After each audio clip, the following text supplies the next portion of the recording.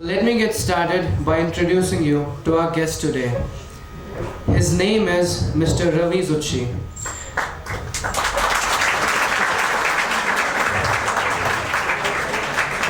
Mr. Zutshi is the owner of Perbru Corporation. He also happens to be a general manager at Simtel and is manager special material at Xerox. Mr. Zutshi, a management student from Delhi University, is also a technical commercial manager at Coca-Cola. So starting straight away, I would like to call Mr. Zutshi on stage and share his pearls of wisdom.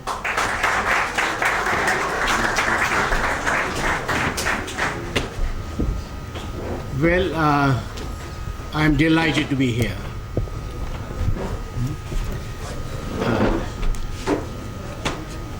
I'm sorry, I never worked in Pepsi Cola, so let me tell you about something about me.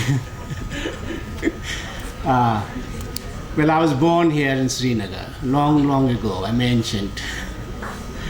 And I left Kashmir when I was 5 years old. Didn't go to school till I was 8.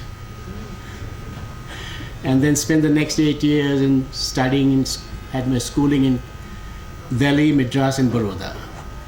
And then in '64 I joined IIT Delhi and left in '69 and studied electrical engineering. Anyways, and then left for US in '69. So that's and now I didn't come. Last time I was in Kashmir was 1980. Well, 1988 was the last time. Then I didn't come to the state for almost 20 years. I live in Dublin, partly in Boston, and partly in Singapore. Two students in Dublin. Ahmad Zargar, and there's one girl also there, I forget the name. They're also management students. The management students. Yes, one of them got a placement there. In Dublin, they had about 5-year placement there, and they're just staying there. In fact, it was one of the young men from Srinagar. I met him in Dublin in 2000. So I used to talk about Kashmir. And he said, "Why don't you come to Kashmir and bring your children here? And you can stay with my family in Haval." So we have Usma and Ahmad Zargar, both of them are there. So I came to Srinagar, Kashmir in 2005 with my wife and kids and spent a week. And since then I've been coming here every year. In 2008, I met a young man in Delhi. His name is Wahidul Rahman. Some of you might know him. Okay. So he said, "I'll send you a ticket, he told me that he was from Tahab, the village Tahab in Pulwama district. My ancestors lived there. So he said, "Come and I'll send you a ticket, you come and see a school, stay with us." So since 2008, I come here, I stay in Tahab in the village. And I've been visiting schools, lots of schools, sitting with teachers, sitting with students, trying to understand what's happening here. And so today, as I said, I'm very delighted to be here because today I'm with students I think who are privileged. I tell my kids that they're very privileged. They're very fortunate. And when I came to the school, saw the facilities you have, the great teachers you have, I thought and I was invited here, so I readily agreed to Darsab's invitation to come here and talk to you. Okay.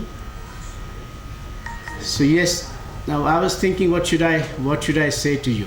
I mean, what can I share with you? Over the last 60 years, I have learned a little bit from here and there. I've taught, as I said, I taught in Europe, I taught in US. Now I teach management. And so I thought, let me tell you something about the global economy and try to try to see if you have some questions. So let me what I'll do is I'll present to you some facts, a few facts about what is happening in the world today, but in the knowledge sector. And a sector I'm sure all of you are planning to, thinking about what to do in your life. I was told that most of you are from 11th grade, 11th and 12th. So soon you'll be out trying to figure out what to do, what not to do. In fact, I had to struggle because when I went to US, I was not sure what I was doing. In masters, I made chip. I was looking at making chips. Not potato chips, but computer chips. Okay. So spent a year studying, doing in microelectronics. Then I went to attend a lecture like this by a Nobel Prize winner, Sir Eccles. He was my neuroscientist. And I met the dean of the medical school. And he said, why don't you come to the medical school? Because I was interested in looking at neuroscience, neural network, how our brain works. So I had a fellowship in medical school to do MD PhD in neurosciences. So I spent a year in medical school. Then I decided that I didn't want to be a doctor. I didn't want to be a neurosurgeon. So then, when I was 23 or so, I was trying to figure out where to go. So I looked at Harvard economics, went there. I was admitted to Columbia Business School and Stanford Engineering Economics. So I spent a week in New York, didn't like New York, so moved to Pittsburgh to do artificial intelligence. Okay, so I'm saying this. So I've had a journey, and you have life ahead of you. And I thought, let me say a few things so that it helps you in your journey. Okay. Now, I have worked in. Let me see. Last 7 years, I've been coming to India and to Kashmir, but I spent 3-4 months a year here. And during this period, apart from trying to understand what's happening in Kashmir, I also decided to do a little bit of work in Delhi. So let me share with you some of the things that I found about India, Indian economy, and Indian industry. As I said, I'll just do this very briefly, and then we go into questions. You can share with me your ideas about what is happening and I'm open to any questions that you will have. Okay? Let's look at this. When we look at global economy today, we have 3 sectors: agriculture, agrarian economy, industrial economy, and knowledge economy.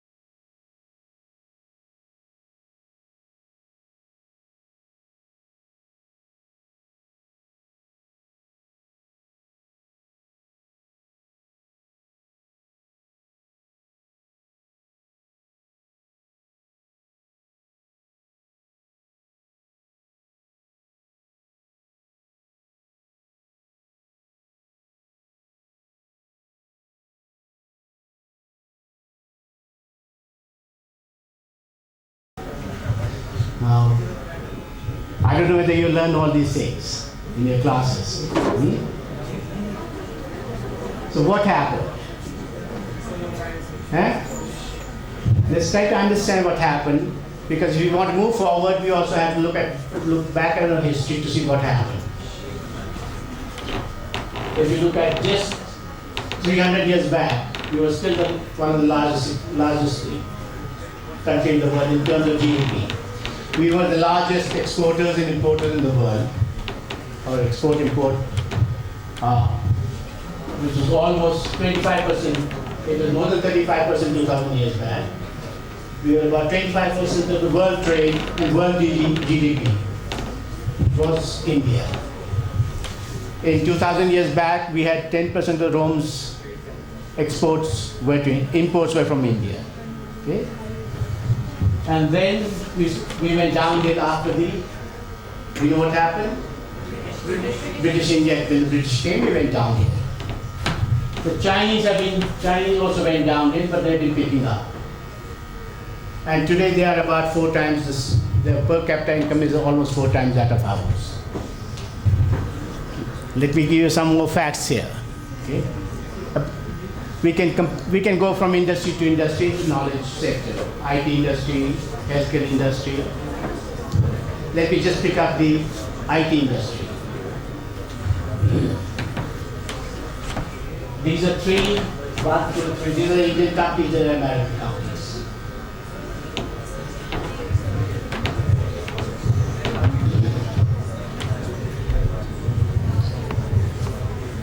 And this is revenue per employee.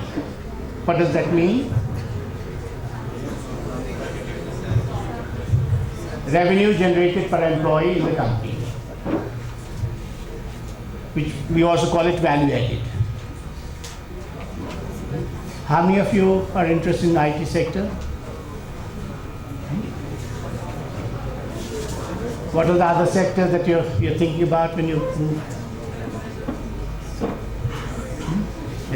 Have you thought about what kind of jobs you would like to, what kind of knowledge you want to gain, what kind of, can I get some idea? What are the industries?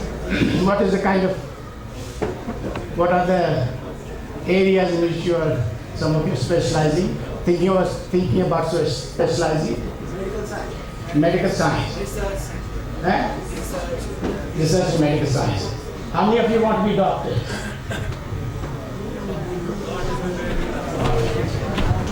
And how many of you want to be engineers? What are the other areas? We have doctors and engineers. What are the other areas?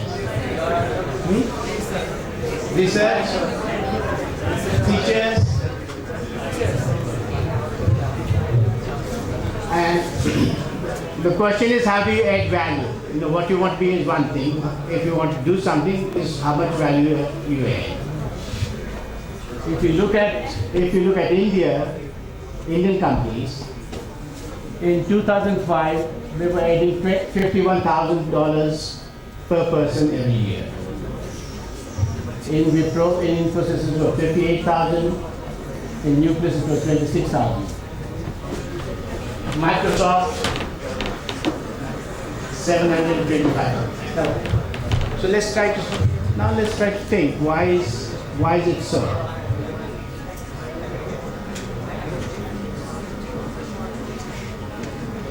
Now, if you're adding value of 725,000 as against 51,000, what does it mean to us?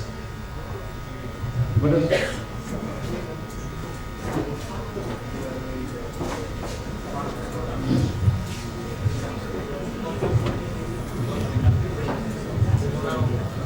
What it means is that we are doing very low value added.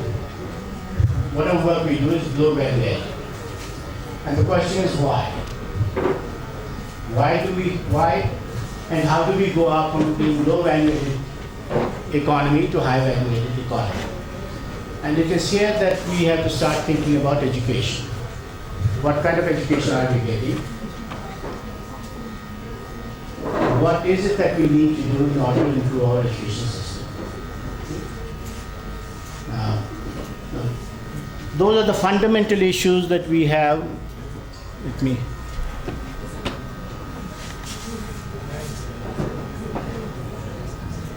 Now, why are we low value added? To understand that, we have to also understand how much money we spend. Many of us said we want to do research and development. How much money we do spend on research and development? Wipro, Infosys, Oracle, they said 0.7% of whatever they make, they spend on R&D. While the American companies spend 20% of their income on R&D.